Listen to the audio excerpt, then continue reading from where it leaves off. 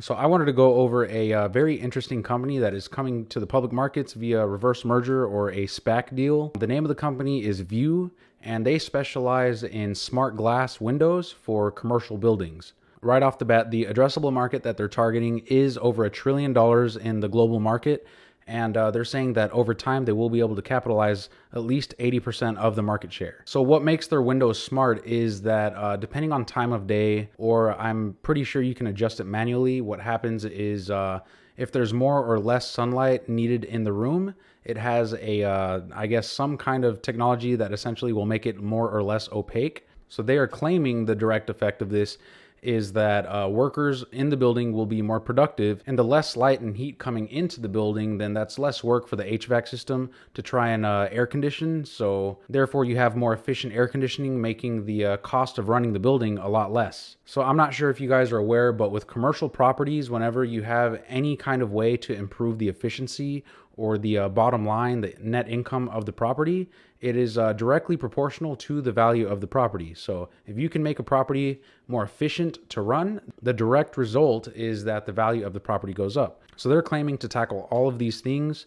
And if they can execute, it really does look like a really nice business opportunity coming up.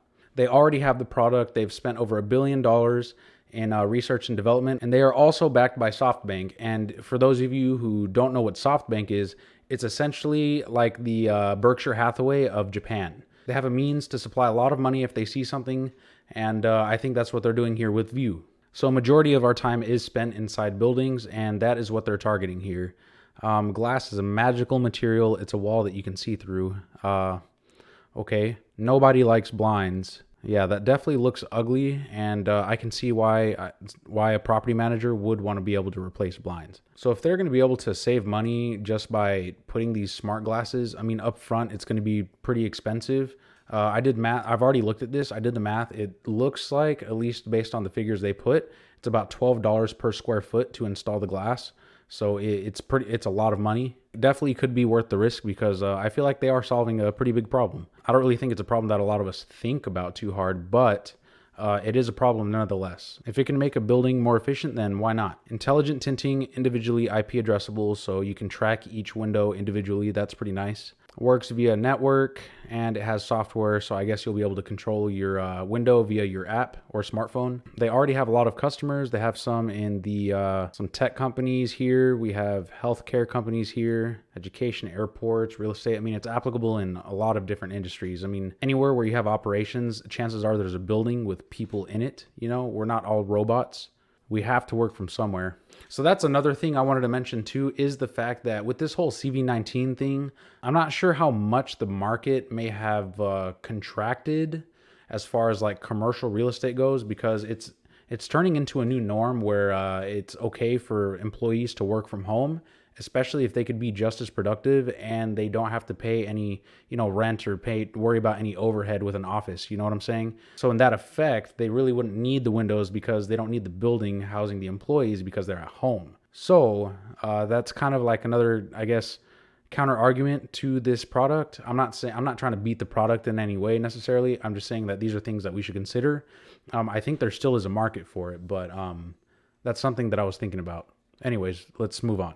They're comparing themselves to Apple and Tesla here. I guess they're innovating the phone, and then we have innovation in vehicles. Now we have innovation in windows. I don't know, maybe they are correlated somehow. They're basically doing the Internet of Things, I guess. Who knew that they would try to make a window part of the Internet of Things? I would have never thought. Okay, so it's been around 8 years since the first gen of their initial manufacturing and scaling up. And let's just go straight forward to 2020. So from 2012, they had 75 patents. Now we're in 2020, and $1 billion later, they have 1,050 patents.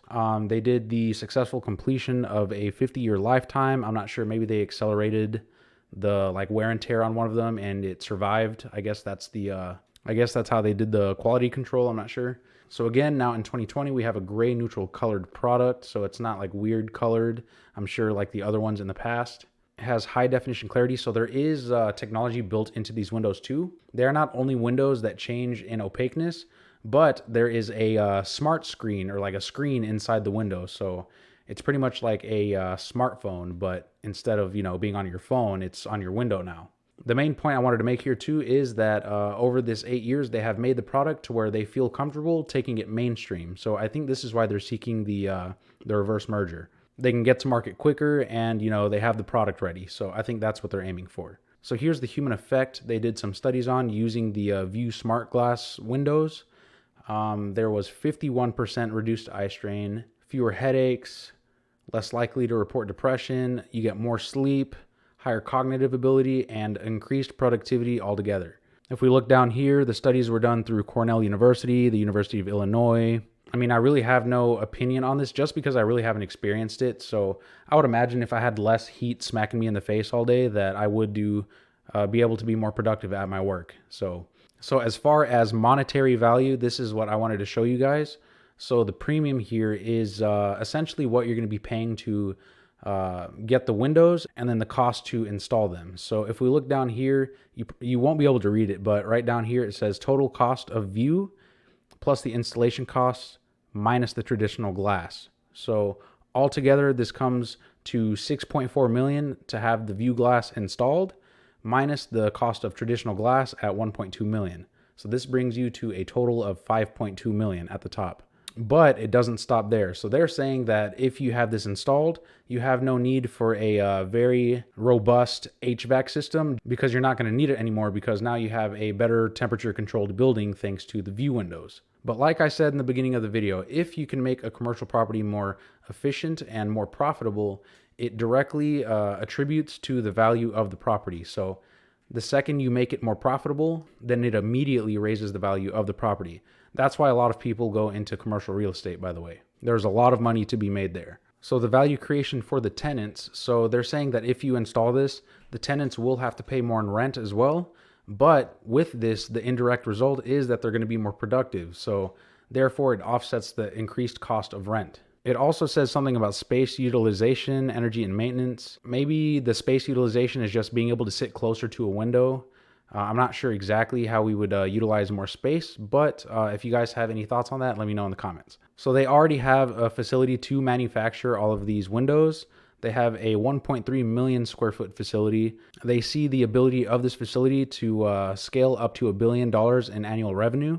And currently they have $400 million invested in the facility. So they definitely have a lot of skin in the game already, considering that they have spent so much on research and development. And now they have this, pretty big factory. So they definitely have to keep going with this. And I think that's why they're trying to get to market as soon as possible. So this is a disruption to, I guess, Windows altogether. And historically, they see that products reach a 5% adoption within 3 to 10 years. So right now, the North American addressable market is about 120 billion from their research, and the global addressable market is going to be up to $1.2 trillion. So capitalizing on 5% of the global addressable market is putting around a $60 billion addressable market for View. Okay, so here's all the locations that they've installed their View Smart Glass. They have around 23 million square feet of buildings across 500 plus projects, and they are currently working on 52 million more square feet across 250 more projects. And of this market, they own around 80% market share according to View. Now, these guys are losing a lot of money right now, so just keep that in mind.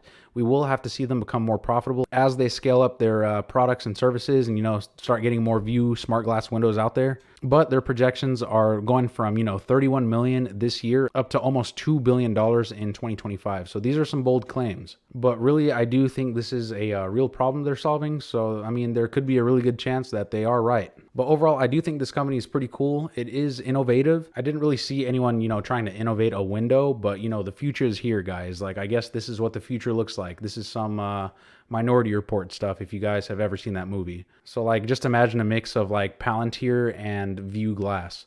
That sounds a little scary. That's not at all what they're going to do, but I'm just saying it's just like, I'm sure it's possible, but they're not going to do that. I'm just saying it's possible. The future is crazy. So again, the stock ticker for this one is going to be under CFII. I don't know what the ticker is going to be once they merge. That's the stock ticker you can look for. It is CFII. So definitely keep an eye on this company. I like the business model. So I just wanted to bring this to your attention. I'm not invested in these guys, but I do have interest in watching them and seeing how things unfold.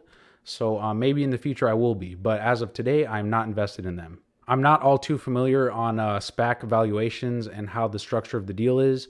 I know in the public markets, we get like a piece of it. So if the deal is like 1.6 billion, I think we get like a quarter of it.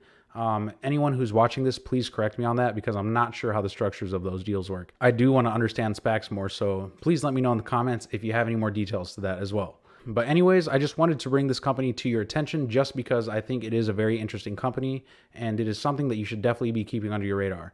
So anyways, that's it for this video, guys. If you liked what you were watching, go ahead and hit that like button. And while you're at it, go ahead and hit that red subscribe button down there. And don't forget to hit the bell notification to get notified when I make videos just like this one. That's it, guys. Thank you for watching, and I will see you in the next video.